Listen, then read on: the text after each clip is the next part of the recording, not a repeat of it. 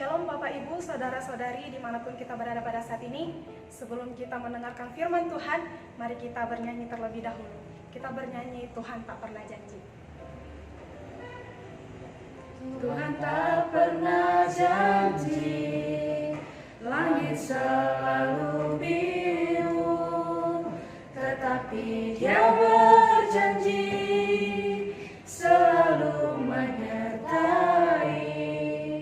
Tuhan tak pernah janji, jalan selalu rata, tetapi Dia berjanji berikan kekuatan. Jangan pernah menyerah, jangan berputus asa. Mukjizat Tuhan ada saat hati menyembah. Jangan pernah menyerah, jangan berputus asa. Mukjizat Tuhan ada bagi yang setia dan percaya. Kita berdoa. Sungguh kami bersyukur Bapa di sorga untuk setiap kasih cinta Tuhan yang masih boleh kami rasakan dan kami nikmati di sepanjang kehidupan kami. Tuhan menyertai kehidupan kami dari hari-hari yang lampau hingga pada saat ini. Tuhan bangunkan kami dan memberikan kami nafas kehidupan. Bapa di sorga, sebentar lagi kami akan mendengarkan sebagian dari firman-Mu. Mari Engkau yang mengurapi hati dan pikiran kami, biar kiranya kami fokus kepada firman-Mu, dan firman-Mu yang akan kami dengarkan boleh bertumbuh dan berbuah di dalam kehidupan kami. Ini doa dan permohonan kami dalam Kristus Yesus. Kami berdoa dan mengucap syukur. Amin. Bapak, Ibu, Saudara-saudari yang terkasih di dalam nama Tuhan Yesus Kristus, firman Tuhan yang boleh kita dengarkan pada saat ini tertulis dalam kitab Amsal pasal 24 ayatnya yang ke-10. Amsal pasal 24 ayatnya yang ke-10, beginilah bunyi firman Tuhan. Jika engkau tawar hati pada masa kesesakan, kecillah kekuatanmu. Sampai demikian pembacaan firman Tuhan. Bapak, Ibu, Saudara-saudari yang dikasihi oleh Tuhan Yesus Kristus, jika kita berbicara tentang kehidupan ini, tentu tidak akan ada habisnya. Hidup yang kita jalani adalah hidup yang dinamis, artinya hidup kita ini berubah-ubah, tidak berada pada satu titik tertentu saja. Artinya terkadang kita di atas, terkadang kita di bawah. Terkadang kita mengalami kesulitan, terkadang kita juga mengalami suatu kebahagiaan. Banyak yang terjadi di luar ekspektasi kita. Banyak yang terjadi di luar kendali kita. Kadang kita merasa hidup itu begitu indah, tapi terkadang kita juga merasa bahwa hidup itu suram, gelap, tidak ada arah. Bahkan terkadang kita merasa tidak ada tanda-tanda kehidupan, walaupun sebenarnya kita masih hidup di dunia ini. Apa yang menyebabkan hal itu terjadi di dalam kehidupan kita? Tentu saja karena kita mengandalkan pikiran kita, karena kita mengandalkan kekuatan kita, kita mengandalkan kekuasaan kita dan apa yang kita miliki untuk menjalani setiap kehidupan kita. Sehingga ketika pencobaan datang menghampiri kita, kita menjadi lemah, kita menjadi beranggapan bahwa hidup ini sudah tidak ada lagi jalannya, atau masa depan kita sudah tidak indah lagi, atau benar-benar sudah tidak ada arah dan tujuan di dalam kehidupan kita. Berbagai persoalan hidup sering sekali membuat kita menjadi lemah. Suramnya hidup biasanya kita alami ketika kita diperhadapkan dengan kesusahan atau diperhadapkan dengan berbagai pergumulan lainnya. Masa sulit yang kita alami sering sekali menghantam, mengobrak-abrikkan, bahkan menggoyahkan iman kita. Bapak Ibu yang dikasihi Tuhan, pada saat-saat seperti itulah sering sekali godaan datang, membuat kita selalu berpikir negatif, membuat kita terkadang berpikir-pikir hal-hal yang buruk. Dan itulah sebenarnya ketika kita memiliki pikiran-pikiran yang buruk, ketika kita berada dalam suatu kesesakan, itu adalah kesempatan iblis untuk menggoyahkan kita. Hal itu adalah jalan bagi iblis untuk masuk, menguasai kita, mengurung kita, mengajak kita untuk melakukan hal-hal yang tidak dikehendaki Tuhan.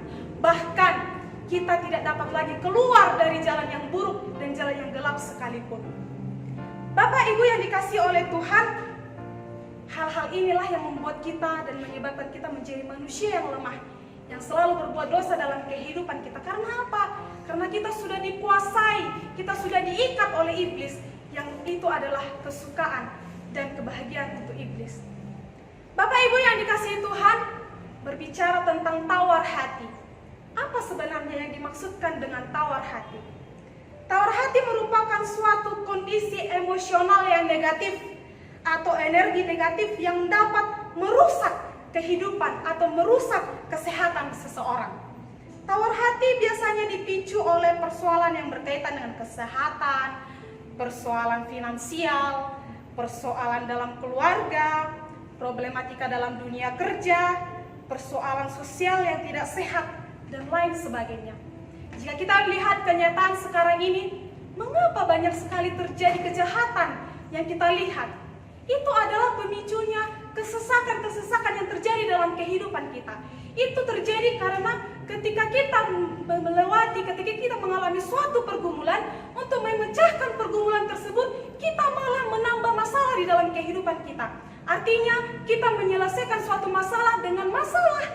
Akibatnya tidak akan ada habisnya.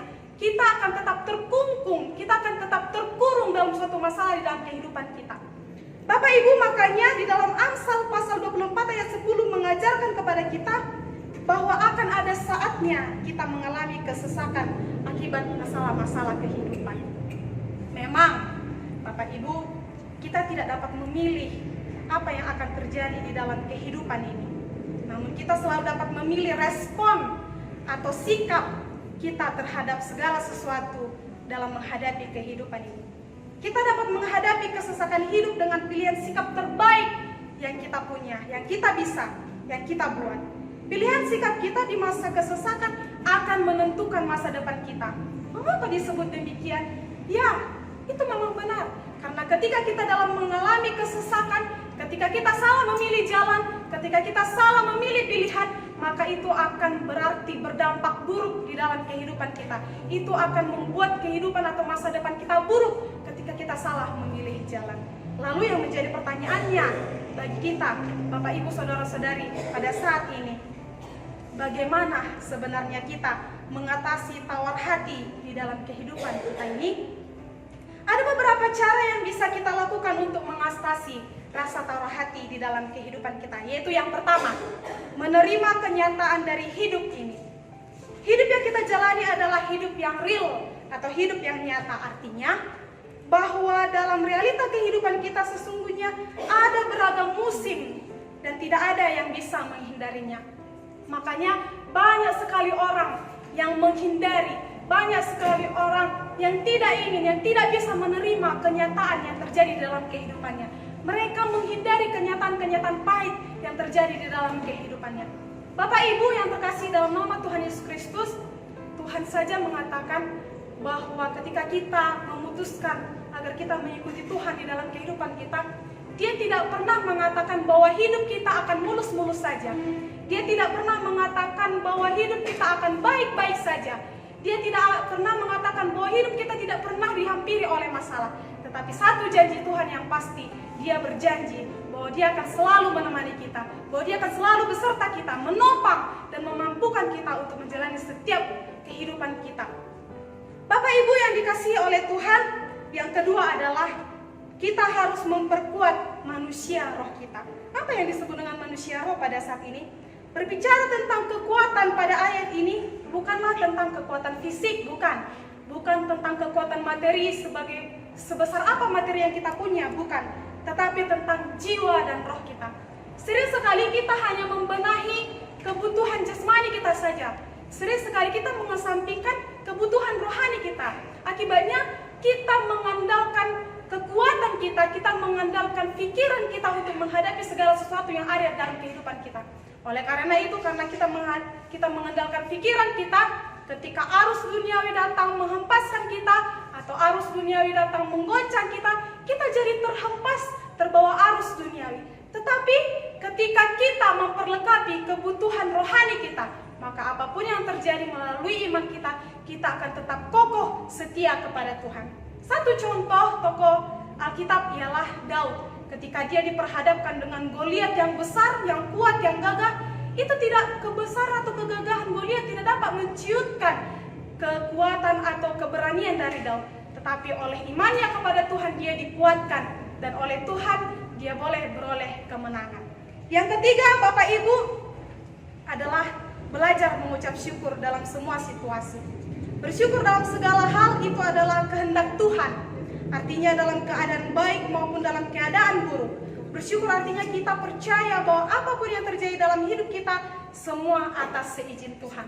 Oleh karena itu ketika kita berada dalam kesesakan, ketika kita berada dalam pergumulan hidup, atau apapun yang terjadi dalam kehidupan kita, jangan pernah menyalahkan Tuhan di dalam kehidupan kita.